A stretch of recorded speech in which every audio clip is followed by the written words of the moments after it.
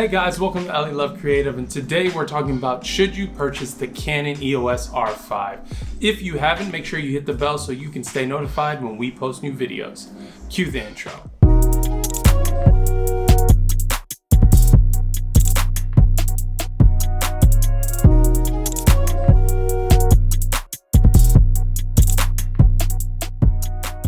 So I've had a good amount of experience with the Canon EOS R5 now. I've shot a couple commercial projects, a couple fashion projects, and I feel like I can give a good assessment now if you should put your money towards this camera.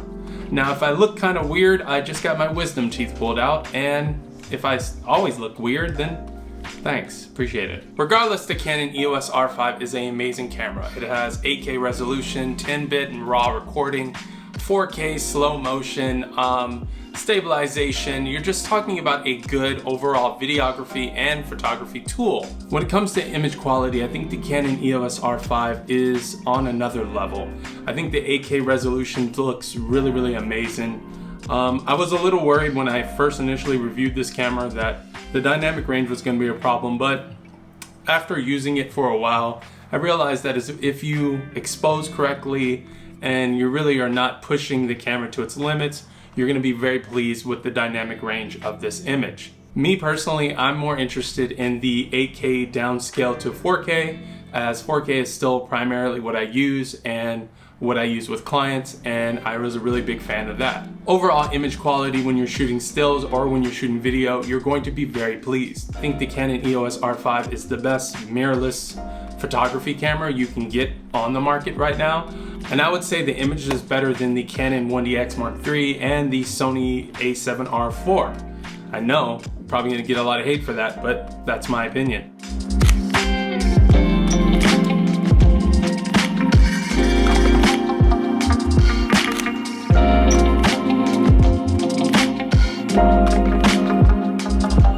One of the things you need to consider if you want to purchase the Canon EOS R5 is you're gonna need a beast of a computer, because the files that come out of this camera are the devil.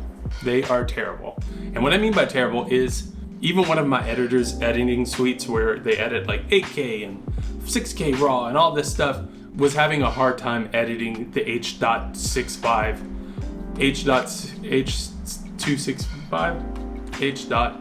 whatever. That's something you're gonna really want to consider. Yes, you can always transcode, but that's an extra step, and that's something you're gonna have to consider when you're using this camera. One of the things that doesn't excite me, and I know I'm probably gonna get a lot of trouble for saying this, is RF glass doesn't really get me excited, doesn't really turn me on. I personally love EF glass. I've shot with RF glass, it's really cool, just way too expensive in my opinion. I love EF glass. I don't feel like changing my EF glass to RF, and I love the fact that the EOS R5 and the EOS Rs in general have cool adapters that you can, put ND filters in, or you can just adapt EF to RF, and the autofocus works really well. I personally was using my Sigma EF lenses on this camera, and they work like they were just native Canon glass.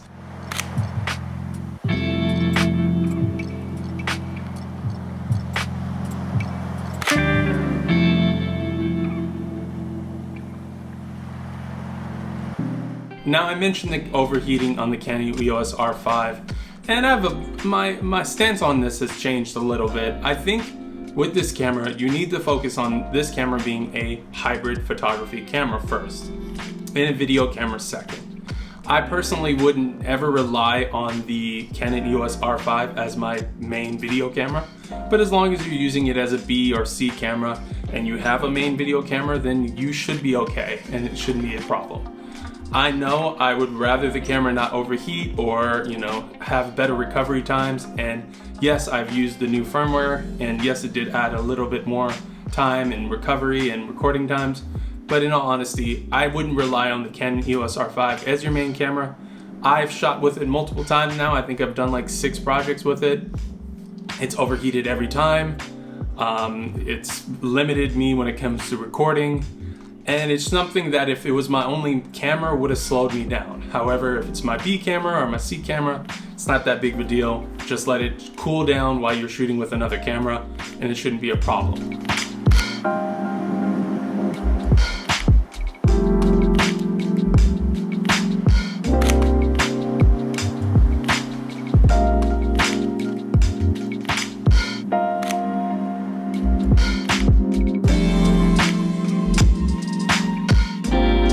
Now, should you buy the Canon EOS R5? Now, if you are primarily a photographer and you can afford this camera, I would say this is the best mirrorless camera, pretty much the best photography camera I've ever worked with. I think this is a camera that will take your photography to the next level, and this is just an all-around great camera, even if you want to do a little bit of video work. If you're a videographer, I would suggest putting your money towards the Sony a7S III or the Canon C70, which I pre-ordered myself, because at least you won't have record limits or overheating issues or any problems like that, because as a videographer, you cannot have a camera overheat on set in front of a client or in front of a wedding couple or something like that if it's your only camera. Now, if this is your second or your B camera, your C camera, of course you can buy the Canon EOS R5 and just let it overheat and put it in the corner and let it cool down. The camera itself is $3,800. You put some memory cards with it. You're looking at around a $5,000 package, and that's before you even put the RF lens if you want to go that route. So you're looking around $6,000 to $7,000 for your B camera. And me personally, if you're looking for a really good video camera and a really good photography camera, I would go a completely different route. In my opinion, I think personally for myself, I'm thinking about going with the Canon C70 as my primary camera, having a Canon EOS R, the first one, with a Ninja 5 as my B camera and also as my photography camera. That B camera would be around $2,000 to $3,000 as compared to $5,000 or $7,000 with the Canon EOS R5, depending how you rig it up. So that's all I have to say about the Canon EOS R5. Hopefully I gave you some insight on if you should buy it and who this camera really is for. Let me know if you have any questions about videography or photography in the comments below, and I will see you next time.